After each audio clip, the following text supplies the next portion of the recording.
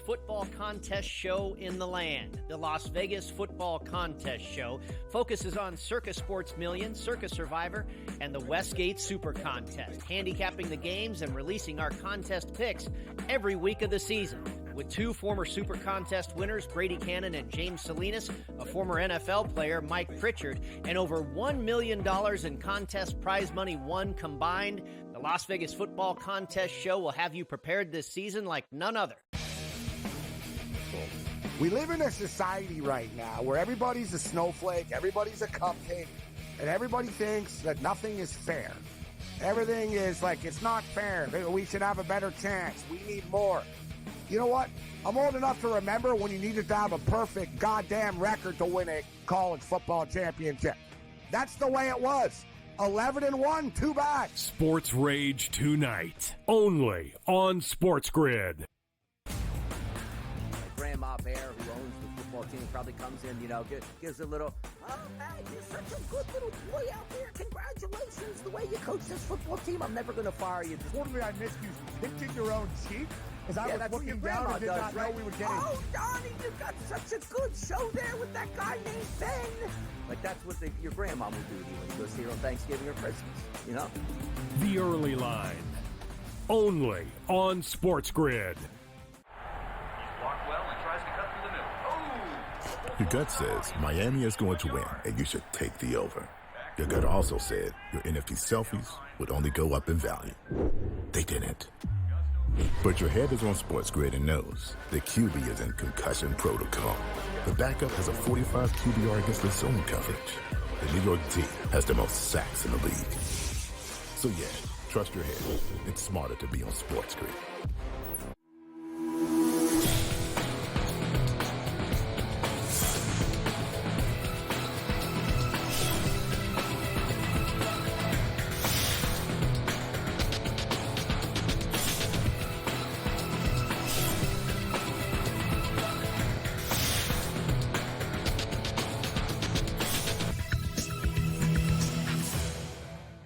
Good morning. Welcome to Newswire here on Sports Grid. I'm Craig Mish. Great to be back with you here as we get ready for the big week of college football. Straight ahead, we've got some news and notes on a potential playoff coming. Again, projections. We'll get to that in just a minute. We got Pat Evans, of course, from Legal Sports Report. We'll dive into the latest in the National Basketball Association and also talk some college hoops with Michael DeCourcy, who will join us on the program as well. Naturally, it's a great talking point this time of the year, albeit very different scenario. The last few years, all we've been talking about are four teams in the college football playoff. Used to be two teams in the BCS championship. I don't even know. And then it used to be just two teams with the AP poll. I mean, I go way back with all this stuff. So I think it's a good thing that we're having this discussion. And again, there's going to be a lot of beef as to who gets in 11 and 12 in the college football playoff. But let there be no debate about it, because honestly, this is what the committee has chosen. And there is the updated top 25. At this point, it would appear that the back end of the 12 could be potentially Arizona State, Indiana, and then, of course, the debate between Alabama and the University of Miami. So there you go. So now let's take a look at the updated projections here, and I'm going to show you what this looks like. And again, four teams are going to get buys in the college football playoff out of the 12. And so the projection is, of course, now, again, they got to play games this weekend, so this could change. But Oregon is the one, assuming Texas beats Georgia, which is an assumption, at number 2. SMU in the ACC winning at number 3. They've had a great year. And then Boise State as the 4 seed. So naturally, those are the 4 bye teams. The rest, hopefully you can see there, those will be the other teams that would get in. But naturally, the debate right now is over the 12 seed, because it looks like Alabama, with 3 losses, is going to qualify for the college football playoff over the University of Miami, who has 2 losses. They lost to Syracuse last game of the season. So here is a statement from the ACC. Naturally, they're going to back their own team, so take it for what it's worth. But it says, we are incredibly shocked and disappointed that Miami dropped 6 spots to number 12. Miami has more wins and fewer losses from the team directly ahead of them, and a dominant victory over an SEC team whose late season surge, the Gators, includes a win over 13 Ole Miss. Moreover, 2 losses by a combined 9 points to a ranked Syracuse team and a Georgia team that just took number 5 Georgia to 8 Georgia Tech to 8 overtimes. Miami deserves better, etc., so on and so forth. I'll give you my thoughts on that coming up a little bit later in the show. But naturally, they're going to debate for their conference. Bottom line is, ACC championship will be played this weekend. Not sure if it will make any difference for Miami, given the fact they're behind Alabama for the playoff right now. All right, the final issue with some of the rights holders for these regional sports networks has been determined with the Kansas City Royals. They were the last team to have to make a decision. They've decided to stay with the FanDuel Sports Network. So you'll be able to watch in Kansas City all of those games on the used to be called Bally, now called FanDuel. They also have an app where you can watch the games as well. And a lot of these games are going to be streamed as well on Amazon Prime. So you'll be able to watch those as well. So there you go. Now, meanwhile, the Houston Texans general manager has a serious issue. Doesn't sound like with the suspension necessarily of their defensive back, Al Shahir, who was suspended 3 games for hitting Trevor Lawrence, seems to have more of an issue with the NFL's release, where they basically stated that this is not things that we condone, and going in a little bit about the character of the player as well. Nick Caserio, who is the general manager of the Houston Texans, essentially is saying to himself, you don't know this player. He's a good guy, and he's really being held accountable for something that any other player would do. I don't know if you agree or disagree, but here's Caserio's comments yesterday at the podium.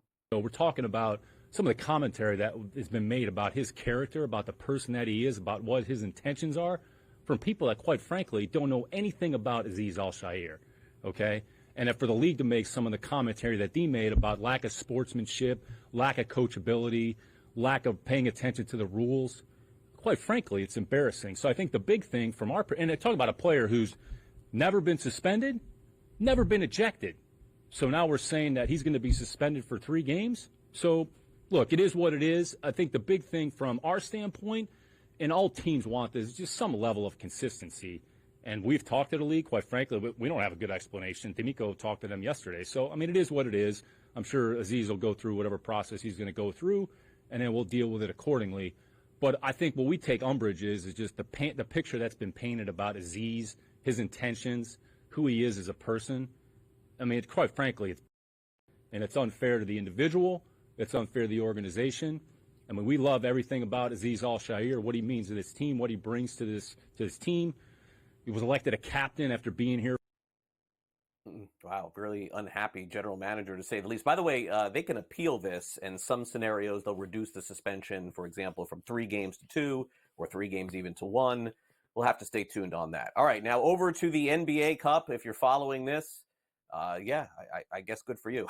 Sorry, I'm not really following it.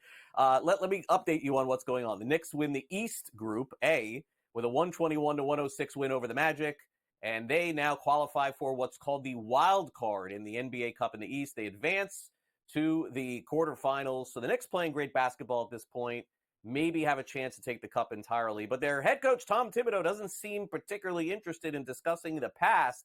He's talking about the next game and their next opponent over and over again. Now, does the cup mean something to you? Just worried about Charlotte. How well? I mean, what about Just worried about Charlotte. I think I like the way we started the game. Obviously, setting a defensive tone. I thought OG and Mikal were phenomenal defensively to get us going. And then I thought we played very unselfishly. When guys played together, they created good shots for each other. And you have to, they're a great defensive team. So I think that was important. And then, I thought our bench gave us a big lift when they went in there as well. I thought Deuce and Cam brought a lot of energy to the game, and we needed that. Not exactly a rousing endorsement from Thibodeau on the NBA Cup, to say the least. Although Milwaukee does clinch Group B, they beat Detroit 128-107. The Thunder win West Group B. They beat the Jazz 133-106, and the Suns beat the Spurs 104-93. But Kevin Durant was hurt in that game and had a sprained ankle, didn't play in the second half. Meanwhile, Steve Kerr extremely unhappy with the way that his team lost yesterday to the Denver Nuggets. Nikola Jokic and Denver, they take down the Warriors 119-115, but there was some discrepancy at the end of the game on a timeout. You very rarely hear Steve Kerr go after the referees. I think a fine could be coming. Particularly upset post-game. Is that about them not, like Braun? Yeah, Brown called a timeout. He dove on the floor. He rolled over. Everybody saw it except for the three guys we hire to do the games, and that makes me angry. You know, this is that's a technical foul. They don't have a timeout left. It's a technical foul. We shoot a free throw. We get the ball. We got a chance to win the game. They all told me they didn't see it. He dives on the floor and rolls over, and he goes timeout. It's up to the referees to see. That's why we have three of them. Somebody's got to see it. So that made me mad. With that said, that's not why we lost. We lost because we didn't close again. You know, it's like the fifth game in a row where we've, maybe not all five, but most of these games in this stretch, we're not closing. We're not executing. We're not making good decisions, and it's got to improve. Let's go over to the NFL, where the Washington Commanders are having a really nice season. Josh Harris, the new owner, essentially changing the culture, cleaning house in a lot of different ways, has hired Mark Klaus as their new team president. He was running the Campbell's company since 2019. Alex Highsmith from the Steelers is expected to return Sunday against the Browns. Jordan Addison has pleaded not guilty to DUI charges from back in July. And over in college football, Michigan has fired offensive coordinator Kirk Campbell after one season. We'll take a quick timeout. We'll return with Michael DeCourcy next.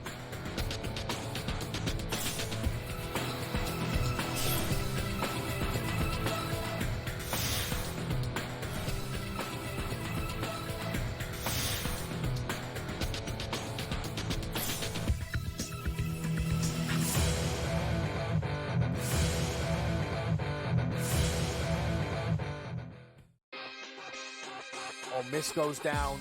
Ohio State rocked Indiana. What was your biggest takeaway from the weekend? South Carolina would have pulled that game out against LSU or Alabama as a two-loss conference team. They would have been alive this weekend. I mean, they still have an outside shot if they could beat Clemson. Yeah. They need Tennessee to lose and some other teams to lose. But South Carolina playing as good as any team in the nation. Game time decisions. Only on Sports Grid. The sharpest football contest show in the land, the Las Vegas Football Contest Show, focuses on Circus Sports Million, Circus Survivor, and the Westgate Super Contest, handicapping the games and releasing our contest picks every week of the season.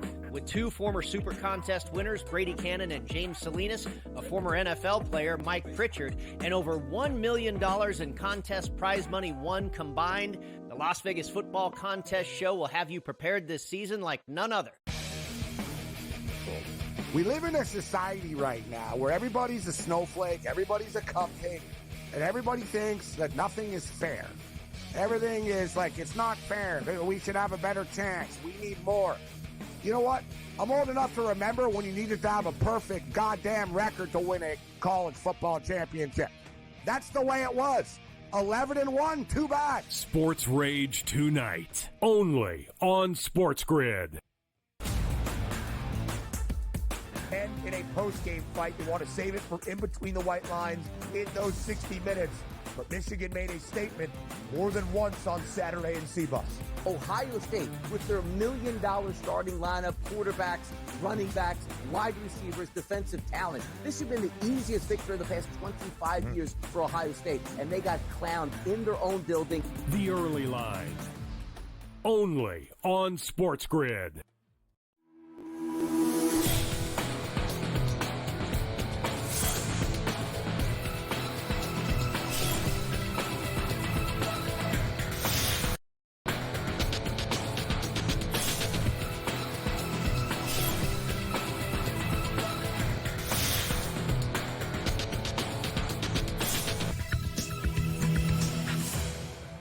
Welcome back to Newswire here on Sports Grid. Not sure what Michael DeCourcy had planned for tonight, but those plans are now off. This is a incredible college basketball slate coming up here. I mean, Mike, if you were planning on going out to dinner or doing something with your family, forget it. You're going to need multiple streaming televisions tonight for these top 25 matchups.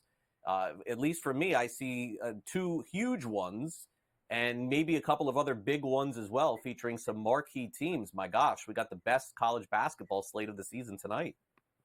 My problem with that, Craig, is that I'm going to be at one of those games. I'm going to be courtside at Auburn Duke. And if you've ever been to Cameron Indoor Stadium, it's wonderful that they still keep us courtside, but there's no room to keep a computer handy so I can check on the other games. I don't know if I can slip an iPad into that space or not, but I may give it a shot given what you're talking about. It is a phenomenal night in college basketball. Yeah, good for you. We'll preview. You know what? Let's do that first, guys, since Mike's going to be there. I didn't know that. So let's preview that game first. As Mike mentioned, the number 2 team in the country in Auburn takes on Duke, the most exciting player in college basketball, potentially playing tonight for the Blue Devils. And the point spread tells us everything. Flip that coin, Mike. -2.5. Duke at home tells you no home court advantage, which is nuts in that stadium. 146.5 is the total. Hey, this is telling me Auburn must be a really great team this year. And especially now, Craig, it tells that spread tells me there is a home court advantage because I think Duke would be a significant underdog, at least by their standards, if they played this game anywhere else but Cameron. They'd be looking at a couple of baskets minimum, or maybe even 2 or 3 3-pointers if they were playing it at Auburn or a neutral floor.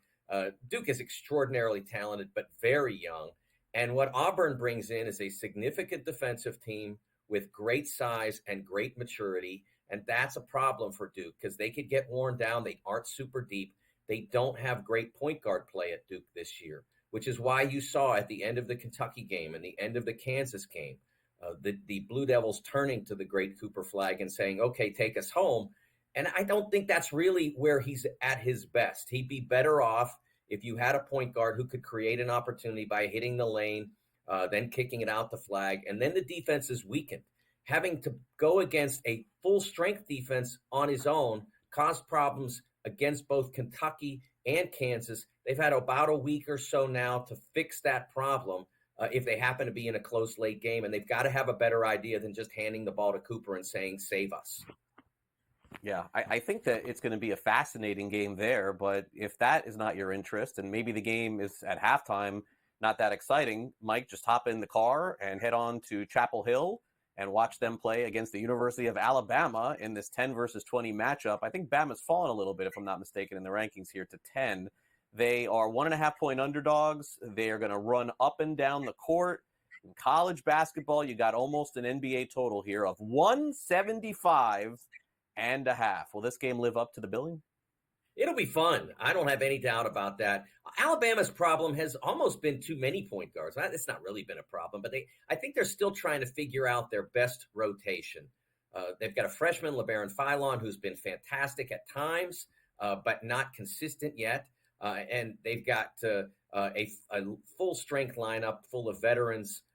They have a lot of talent, but it hasn't quite gelled yet. Mark Sears, their other point guard, one of the best players in college basketball. I don't think we've seen his very best game yet either. And Carolina, a little bit weak up front. They're not super deep and they're not overly talented.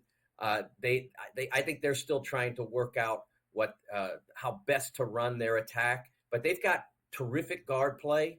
And in R.J. Davis, again, one of the best guards in America. That Davis-Sears matchup is going to be something to see if they intersect at all, because I think each of them would probably rather guard somebody else than have to guard each other and not wear themselves down and take away from their own offense.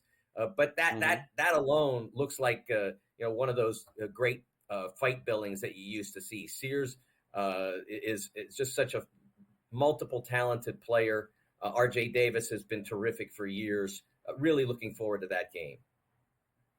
Now let's go over to the UConn Huskies. Has there been a team that slipped more in the top 25 than them over the past week? They're 2.5-point favorites tonight against Baylor. But the issue for UConn is they haven't been able to close out some tight games. They lost to Memphis and Colorado by a bucket. And then I'm not sure what really happened against Dayton out in Maui. I suppose basically the mentality at that point is it's really tough, Mike. I mean, you lose 2 really close games. I'm not saying they laid down at all in the final one, but it doesn't seem like the team put their best effort forward in that final one in Maui.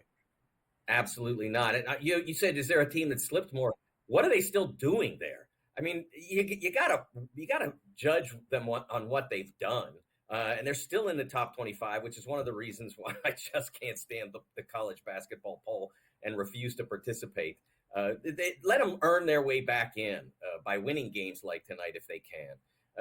The problem for UConn tonight is their best player, Alex Caravan, is injured and will not play. For Baylor, the problem has been that VJ Edgecombe, their really gifted freshman that I expected huge things from, is only their 5th leading scorer. He's just not quite caught on yet. And that's caused problems for Baylor in some tougher games. So not the game that we anticipated it would be when it was on the schedule in the preseason, but an essential game for both of them. They both really need this one. Yeah, agreed. Okay, I want to take a quick look here at Marquette, Iowa State, and then we'll talk about the Wooden Award. Iowa State, the 5-6 matchup tonight. Marquette 5th in the country, Iowa State 6th. Iowa State 5.5-point favorites with a total of 150.5. Who do you like in this matchup? Well, I like Iowa State because you're playing in one of the difficult home court environments there, and Marquette is a perimeter-based team. Perimeter-based teams on the road, it's a tough sell.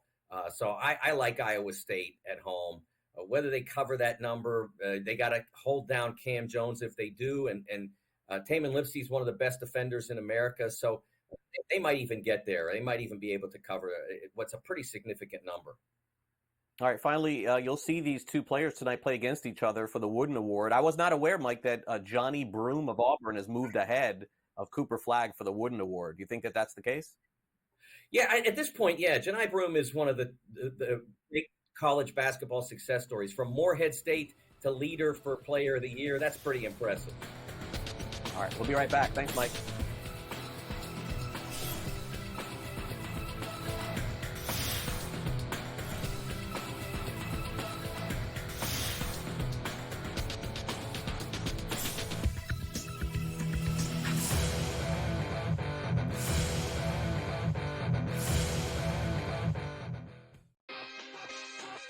Miss goes down. Ohio State rocked Indiana. What was your biggest takeaway from the weekend? South Carolina would have pulled that game out against LSU or Alabama as a 2-loss conference team. They would have been alive this weekend. I mean, they still have an outside shot if they could beat Clemson. Yeah. They need Tennessee to lose and some other teams to lose. But South Carolina playing as good as any team in the nation. Game time decisions. Only on Sports Grid. The sharpest football contest show in the land, the Las Vegas Football Contest Show, focuses on Circa Sports Million, Circa Survivor, and the Westgate Super Contest, handicapping the games and releasing our contest picks every week of the season. With 2 former Super Contest winners, Brady Cannon and James Salinas, a former NFL player, Mike Pritchard, and over $1 million in contest prize money won combined, the Las Vegas Football Contest Show will have you prepared this season like none other. We live in a society right now where everybody's a snowflake, everybody's a cupcake, and everybody thinks that nothing is fair. Everything is like, it's not fair. We should have a better chance. We need more. You know what? I'm old enough to remember when you needed to have a perfect goddamn record to win a college football championship. That's the way it was.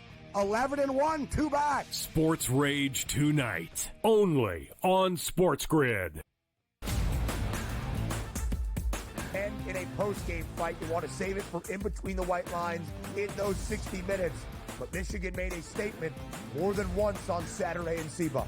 Ohio State, with their $1 million starting lineup, quarterbacks, running backs, wide receivers, defensive talent. This should have been the easiest victory of the past 25 years for Ohio State, and they got clowned in their own building. The Early Line, only on Sports Grid.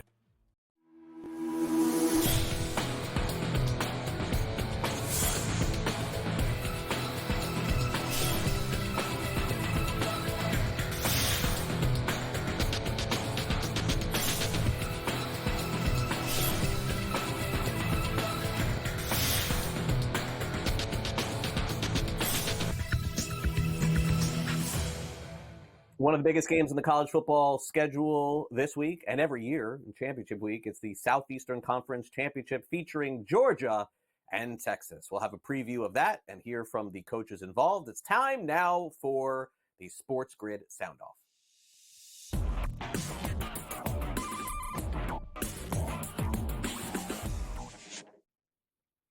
Well, neither Texas or Georgia have earned the right to call themselves the number 1 team in the country, let alone number 2. But I suppose Texas has played good enough football to make a claim they deserve to be in the top 3. Now, everyone had the Georgia Bulldogs being there at the beginning of the season, but it's been a tale of 2 halves in almost every game that they've played. Let's get a preview of this showdown coming up on Saturday with our very own Joe Lisi. The stage is set for a dynamic SEC championship game this coming Saturday in a rematch between the Texas Longhorns and the Georgia Bulldogs. Texas opened up as a 1.5-point favorite in this matchup. We've already seen movement in favor of the Longhorns up to 2.5 across multiple books. Texas dominated their arch rival Texas A&M on the road as a 5.5-point favorite in that ball game. They started fast, built a 17-0 first half lead and held on 17-7. However, Georgia pushed to the limit by their arch rival Georgia Tech in 8 overtimes. The Bulldogs prevail 44-42, but did not cover as an 18.5-point home favorite in the first matchup. Georgia held Texas's high-powered offense to only 1.1 yards per carry.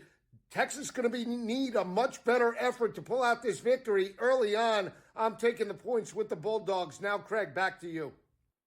All right, thanks very much, Joe. By the way, happy birthday to Joe Lisi here of Sports Grid as well. Maybe we'll celebrate Saturday on the show leading up to college football. All right, Steve Sarkisian, the head coach of the Texas Longhorns, is hoping to celebrate on Saturday, but still a long way to go before we get there. Certainly feels like it. Sarkisian talking to the media about the big matchup coming up against the Georgia Bulldogs, essentially saying that everything they do now will determine how things go on Saturday.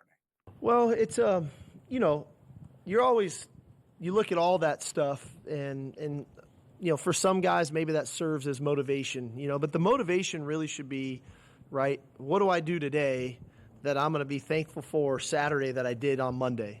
And then Tuesday, and then Wednesday, and then Thursday, and then Friday. Everybody wants to win Saturday. What are you doing today to put yourself in a better position to win on Saturday? And that's the challenge that I pose to the team and to them as a team, but also individually, right? What are you going to do today that you're going to be thankful for Saturday? And if we can stay in that frame of mind, the external motivators are nice sometimes. But the internal motivators are what we should be focused on. That, I think we're a pretty good football team. I don't think we played very good against them the first time out. And I think ultimately, they deserve to get our best shot. I know we're going to get their best shot. They deserve to get our best shot. And I think the fans and the people watching this game that are all going to tune in deserve to get the best version of Texas football. And that's what our focus is on. Yeah, and certainly Texas did not have their best version of themselves back in October when Georgia won the game 30-15. It was pretty much a game that the Bulldogs dominated from start to finish, and then Georgia had problems winning games against other teams after that. Kirby Smart was asked how both teams are different and better since that matchup back in October. I don't know how to answer that. It doesn't seem like that long ago that we played them. I guess it was October, mid-October or so, that we played those guys. And, there are areas that we have played better in and then areas that we haven't. And it's almost gone both ways in terms of we've had games we played better in certain areas and then games we didn't play better in certain areas. We offensively, we didn't run the ball real well against these guys. We kind of succeeded off of their mistakes, their turnovers, and we scored points off of their turnovers. But we've played well offensively at times since, and we've played well defensively at times since, but we've also not put a complete game together. And that's probably what we're trying to do best now is play our best when our best is needed. As far as them, they've improved in a lot of ways. I think defensively they've been at a high level the entire year. That's not, I think offensively they've run the ball. They've committed to running the ball, being really physical.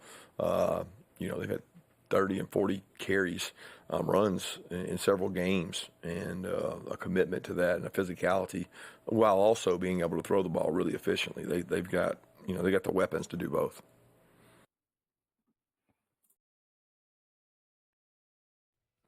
And we'll be right back.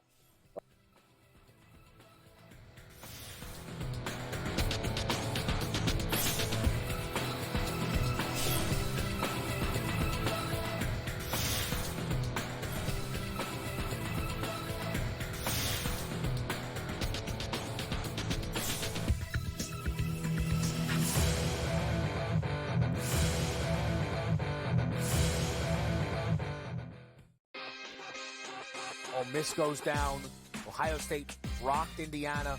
What was your biggest takeaway from the weekend? South Carolina would have pulled that game out against LSU or Alabama as a two-loss conference team. They would have been alive this weekend. I mean, they still have an outside shot if they could beat Clemson. Yeah. They need Tennessee to lose and some other teams to lose. But South Carolina playing as good as any team in the nation. Game time decisions. Only on Sports Grid.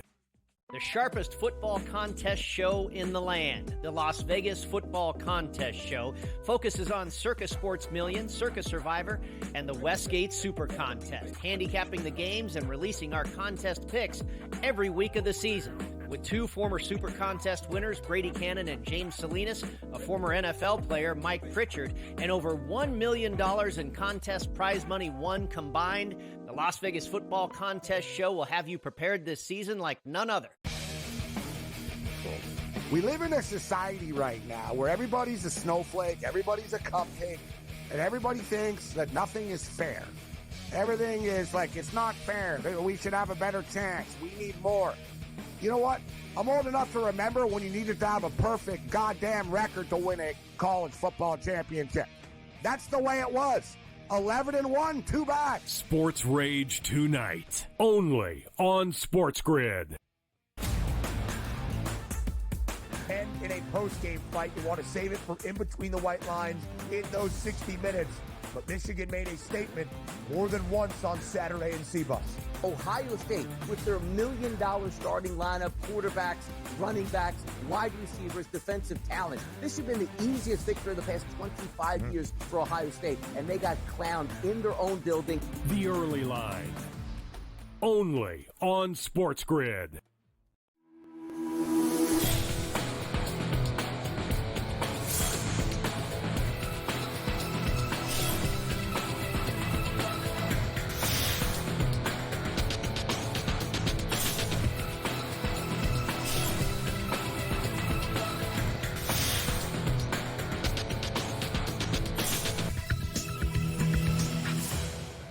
Welcome back to Newswire here on Sports Grid. We got Pat Evans with us from Legal Sports Report. We dive into the latest in sports betting. We'll hit on Wyoming and a couple of other news and notes. But first, Pat, welcome back. Let's hit on what I think is the big topic for the end of the year. Missouri legalizes sports betting. I thought that I saw a number of publications reporting that they were hoping to get online by December the 1st. That date has come and gone.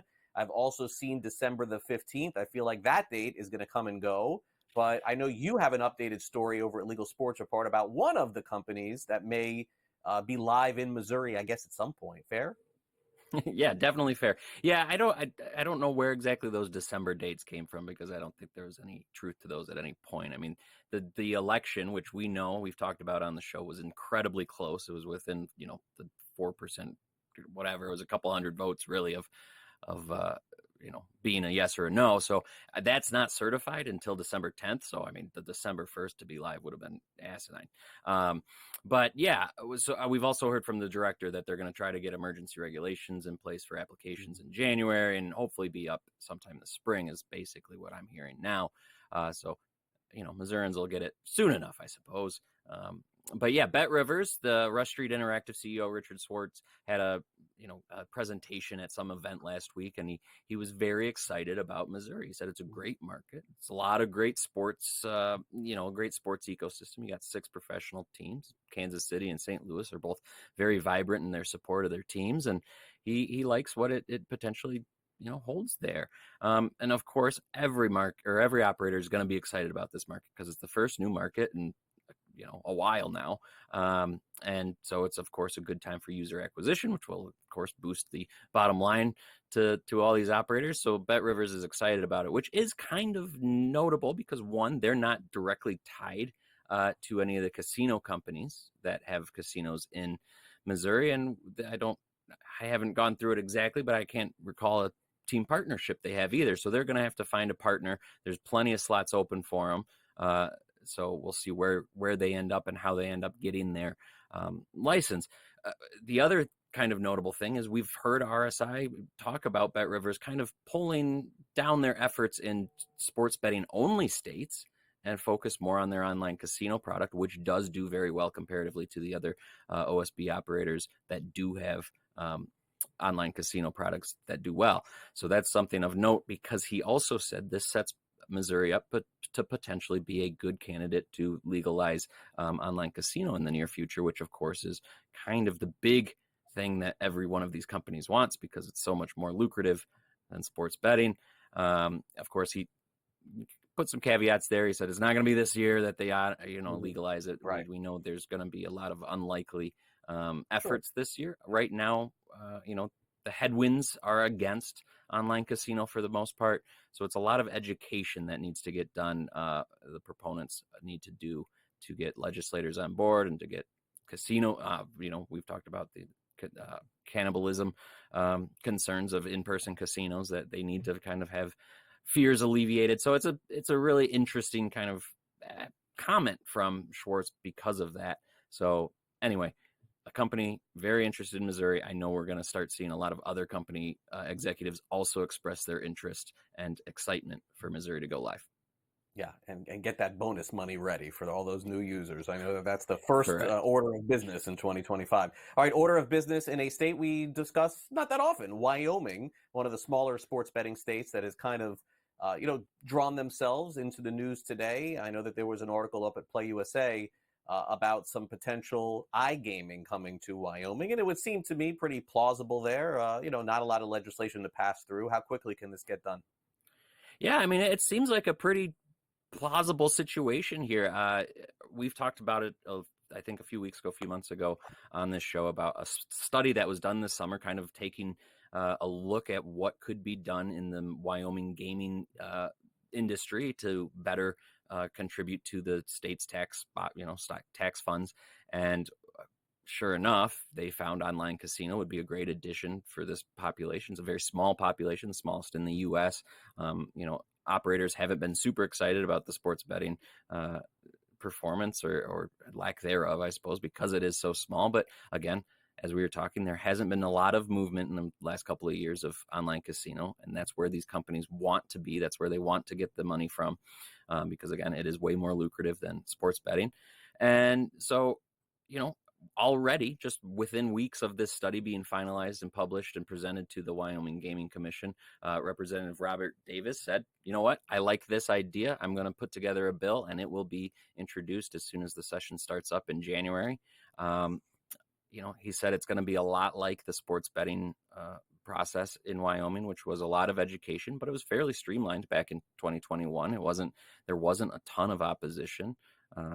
So it'll be, some of these committee hearings will certainly be a lot of the industry spokespeople coming in saying, hey, this is what we do. This is the protections we put in place. This is how this is going to help your state get rid of the black market and all those types of things. So it'll be interesting, I guess, to see if it does end up passing this year. But it is, again, as we've seen, in Ohio, a bill introduced to just get the conversation going, kind of the same way we've seen in Louisiana. So some of these states that didn't get on that really early first wave, the Michigans, the Pennsylvania, the New Jerseys, again, a lot of education, a lot of showing people and making sure you understand it. Because when you watch these legislative meetings, a lot of people don't understand the industry. A lot of people don't understand technology.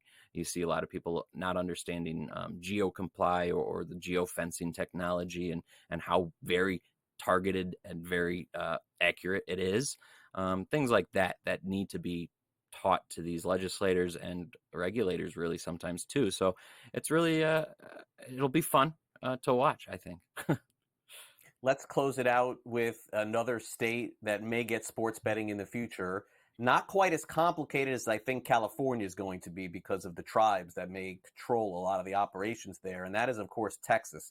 This just seems like, a vote away from this becoming a reality, maybe in 2025, and then with legalization officially in 26. The amount of money that's being backed to get sports betting to Texas is just huge. I would imagine this will be a big story for us next year. I mean, we're going to watch this so closely next year because, of course, like you said, it's one of the biggest states. A study just came out that said it could be the largest handle of any U.S. market annually once it's mature, which is pretty nuts.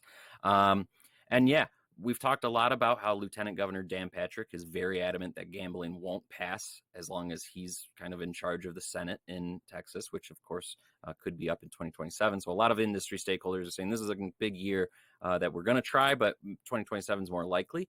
But here we are, Miriam Adelson, who of course bought a majority stake of the Dallas Mavericks from Mark Cuban, is just doubling down. She put in a lot of money before she owned the Mavericks and before the 2023 session. And now through the first 10 months of this year, she put in $13 million to different PACs that then distributed it to different legislators.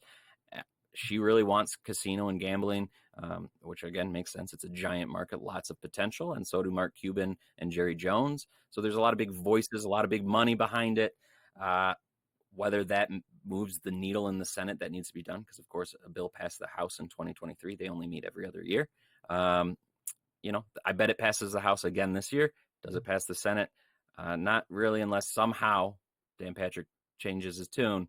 But Adelson's doing her best. All right, Pat, great to catch you here on Newswire once again. Appreciate you coming on. We'll keep everyone updated over at LegalSportsReport.com. Thanks again. Thanks as always, Craig. All right, Pat Evans with us from Legal Sports Report. Coming up next, Simon Applebaum will join us, and we'll go over the latest in media news. We've got an update on the PGA Tour, who will be calling a lot of the broadcast play-by-play for that in the future, and also what does this announcement by the Kansas City Royals mean for the future of Major League Baseball sports streaming network? Does it mean it stays the same? Will it change soon? We'll check in with Simon next. Don't go away.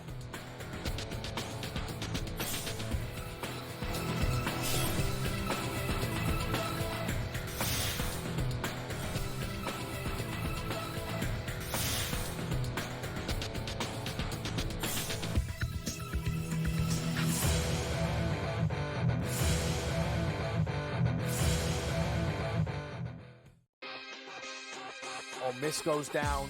Ohio State rocked Indiana. What was your biggest takeaway from the weekend? South Carolina would have pulled that game out against LSU or Alabama. As a two-loss conference team, they would have been alive this weekend. I mean, they still have an outside shot if they could beat Clemson. Yeah. They need Tennessee to lose and some other teams to lose. But South Carolina playing as good as any team in the nation. Game time decisions. Only on Sports Grid. The sharpest football contest show in the land, the Las Vegas Football Contest Show, focuses on Circus Sports Million, Circus Survivor, and the Westgate Super Contest, handicapping the games and releasing our contest picks every week of the season. With two former Super Contest winners, Brady Cannon and James Salinas, a former NFL player, Mike Pritchard, and over $1 million in contest prize money won combined, the Las Vegas Football Contest Show will have you prepared this season like none other. We live in a society right now where everybody's a snowflake, everybody's a cupcake, and everybody thinks that nothing is fair. Everything is like, it's not fair. We should have a better chance. We need more. You know what? I'm old enough to remember when you needed to have a perfect goddamn record to win a college football championship. That's the way it was.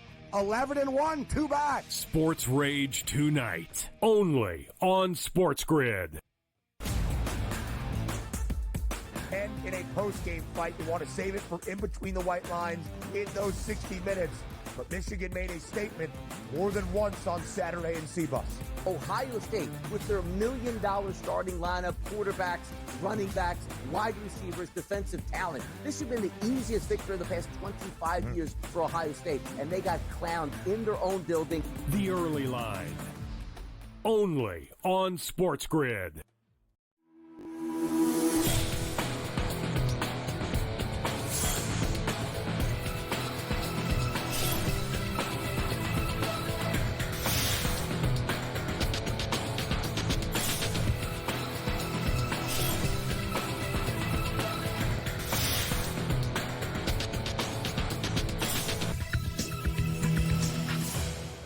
Welcome back to Newswire here on Sports Grid. Simon Applebaum is in our New York studios to review the very latest on the FanDuel Sports Network and the Major League Baseball team that made the announcement yesterday that they are sticking with them, and also get to some other news notes and information as well. Simon, great to have you back here as we get into it. Thanks again for coming on the show. And I know we have some golf news to begin with, so let's get right to it.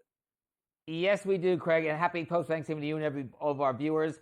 NBC Sports announced in the last hour that Kevin Kisner, who had done some lead analyst work for them last year, he will now be the main lead analyst alongside Dan Hicks at that 18th hole tower. He will be doing everything from the PGA Tour events during the winter and spring, the Players' Championship, the U.S. Open, the British Open, the FedEx playoffs. He will also continue to be a professional on the PGA Tour doing a bunch of limited events. This is a big deal for NBC. They've been looking for the last year to replace Paul Azinger, who had a contract dispute with them before 2024. So this is a big deal for NBC. Another big piece of news, All Women's Sports Network, the network that started a month ago by Whoopi Goldberg. It is now in its second month of operation as far as being a global sports network. The only U.S. affiliate right now is Vizio's Smart TV Set Bundle. In case you don't know, Vizio was acquired yesterday in completing their deal with Walmart, the nation's largest retailer. George Chung, who is the chief executive and the co-founder of All Women's Sports Network with Whoopi, he will be my guest, one of my guests on Friday on Tomorrow Be Televised, 3 p.m. Eastern, noon Pacific, on TalkShoe, Facebook, and YouTube Live. And we may have some new news about All Women's Sports Network by then. All right, great stuff, Simon. Now let's get to the FanDuel Sports Network, which is now live in a lot of the regional sports areas that have Major League Baseball teams where the contracts have been renewed. I want to use that asterisk there because a lot of Major League Baseball teams has pivoted over to other networks or to be broadcast and produced by Major League Baseball. But the Kansas City Royals were that final team that were sort of unclear. They are deciding, at least for the time being, to stay on this FanDuel Sports Network. And Simon, I think you and I both know that this is all very temporary. Major League Baseball absolutely wants to have all of Major League Baseball's rights in the next couple of years. But for the time being, KC stays with the network. It's a one-year deal, Craig, and in the press release that announced this deal, one of the Royals officers had this to say: "We're going to experiment with a number of interesting ways to watch the telecast. If you read between the lines, you get a sense that they may try an interactive telecast. They may try to follow the alternative telecast that we've been seeing the last year or so, where you might be doing an animated version. You might call up stats, maybe even sports betting. That's what the Royals are hoping on, is that they're going to use this next year to sort of experiment with new ways people can watch the game. In addition, the Royals network, which is not just in Kansas City, it's a 6-state network. They're also going to be running this on smart TV sets and smart devices, as well as on cable and satellite. And one more thing about FanDuel. They have another big story, which involves FanDuel TV and FanDuel TV Plus. Michael Schwimmer, who was the former ESPN of production, he is now the general manager of FanDuel TV and FanDuel TV Plus. And when this was announced earlier this week, a FanDuel executive said that he is charged with elevating the network's role as a sports betting player. Bottom line, if they do not trigger sports betting on the TV set before ESPN does the mega content service, they will fall in lockstep. So I think you're going to see, with Schifrin involved, both these networks are going to get elevated in terms of profile and certainly elevated in terms of the ability to do sports betting on the TV set. Yeah, it is really a development that we'll have to watch because, as we know, Simon, Major League Baseball wants control of all of Major League Baseball's TV rights in the future. And so whether or not this is temporary or permanent still remains to be seen. All right, permanently speaking, people watch football on Thanksgiving Day. We know that, Simon. Ratings once again through the roof for the NFL. And maybe the big surprise for a lot of folks is that the Black Friday game that aired on Amazon Prime, the numbers went up astronomically. I mean, remember last year, Simon, the Dolphins played the Jets. I mean, two pretty good teams with pretty good markets got horrendous Black Friday ratings. They thought it wouldn't work, but I guess they figured something out, maybe promotion. I'm not really sure. Just having the Chiefs and Raiders isn't really that much different than having the Dolphins and Jets. Why do you think that Black Friday went up so much? I think part is because of the Kansas City Chiefs and where they are, and the fact that the Chiefs-Raiders game was so close, unexpectedly close. 13 million people saw the game on average. That is, by the way, 41% above the 9 million viewers that caught the game last year. In addition, during the high point of the game, 17 million people saw the game. And incidentally, the Thursday Night Football games that Amazon Prime Video has shown this year, it is also up. It is now at 13 million, almost 14 million people watching per game. So it's a very big thing for Black Friday with Amazon. And don't forget, next year, when the NBA side of the deal comes through, you're going to see a doubleheader. You're going to see a Black Friday game in the afternoon and probably an NBA game in the evening. And as far as the Thanksgiving Day went, CBS and Fox are very happy. The NFL is very happy. Both games had about 36 million people watching. And believe it or not, of the 3 Thanksgiving Day games, the NBC game was the lowest with 26 million. But overall, 33 million. That is, by the way, the most ever average for Thanksgiving Day games in history. All right, now let's get back to an NFL documentary, which was just announced that Aaron Rodgers' Enigma is going to have its own documentary featuring him on December the 17th. So, Simon, I'm a little torn here. I feel like there will be a lot of folks that don't like Aaron Rodgers that will tune in to see him. But I'm very curious what the streaming numbers are going to look like for this, because are there enough fans interested just in him that are going to watch this documentary? What do you think? I think probably not. It's certainly not going to be what Netflix is going to do on Christmas Day with the doubleheader they've got coming up. I mean, that will probably go through the roof, and certainly if they get their buffering act together. But however, Netflix has had a good run with sports documentaries. They keep on coming. They keep on getting a good audience. We learned, by the way, yesterday that WWE is going to be doing, in addition to having Monday Night Raw, they're going to be doing a major deal with Netflix for scripted and unscripted television. And one of the things they will do is WWE documentaries. So Netflix continues to roll with sports documentaries, and looks like Rodgers is, while he's not going to have probably big numbers as some of the other documentaries they've done, he'll do okay. All right. Thanks, Simon. Have a great weekend. You too. Enjoy.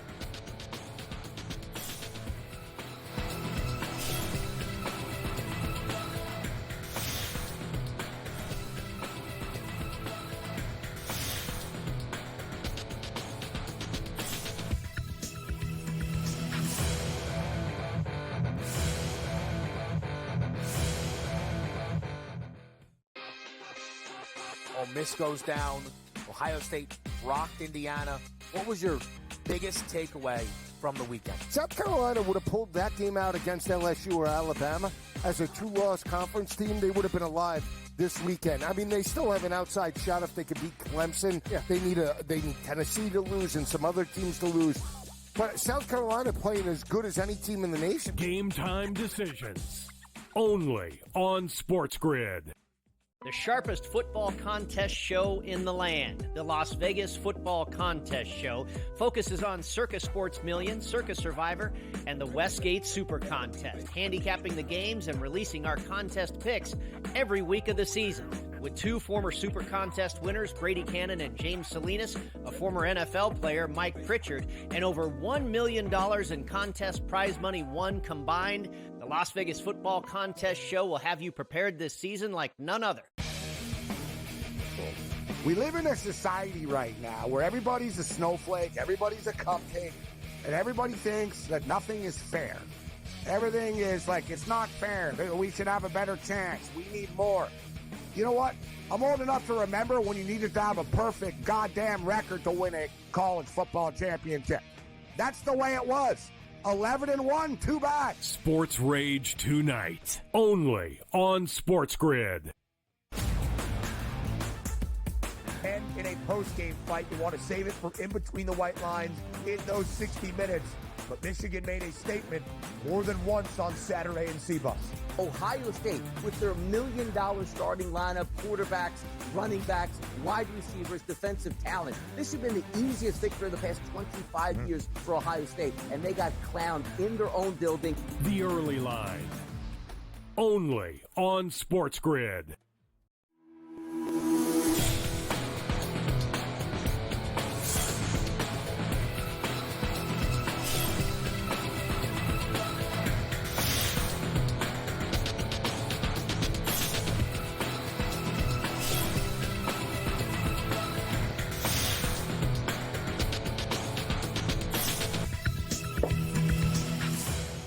All right, got a very big announcement coming our way here on, of course, Sports Grid pertaining to golf. I will get to that in just a minute. We'll also talk about the rising cost of building a stadium.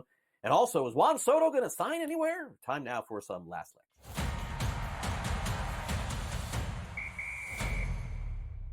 You would think that we have learned our lesson by now, but we don't, and we're on social media and refreshing over and over and over again to see if the most coveted free agent in Major League Baseball is going to sign somewhere in November or December or January. You don't know. No one knows. That's the fun and annoying part of Major League Baseball's free agency period, which heats up at some point, doesn't it? Scott Boras making it perfectly clear at Blake Snell's introductory press conference that no one is close to signing Juan Soto, leaving bidding open for everyone. There was a report that stated that some teams are being eliminated. Great, I'm sure, because some teams are not going to be able to pay Juan Soto $600 or $700 million or whatever he's going to get.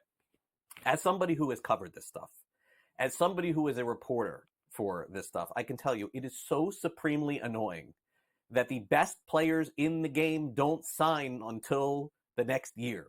I understand it's an uncapped sport, and basically it's an auction, like a painting or eBay or anything else. And it just, the longer you wait, the price goes up until the very, very end. So why create a market where the free agency has to end sooner than it needs to be?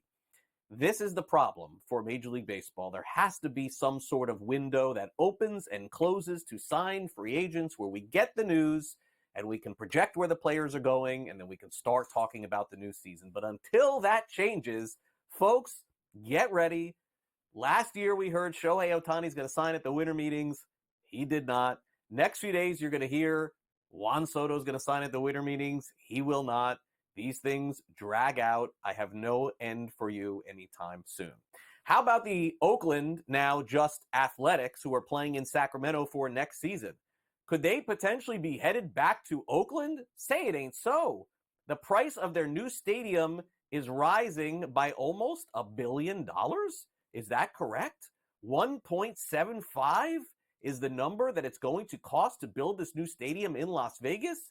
And we already know that the state is going to help. We also know that the, of course, owner is going to have to kick in some money. But realistically speaking, can they even afford to make this move at this point? This would be the most expensive stadium in the history of sports, not just in football or in baseball or in basketball or anywhere else, in sports itself.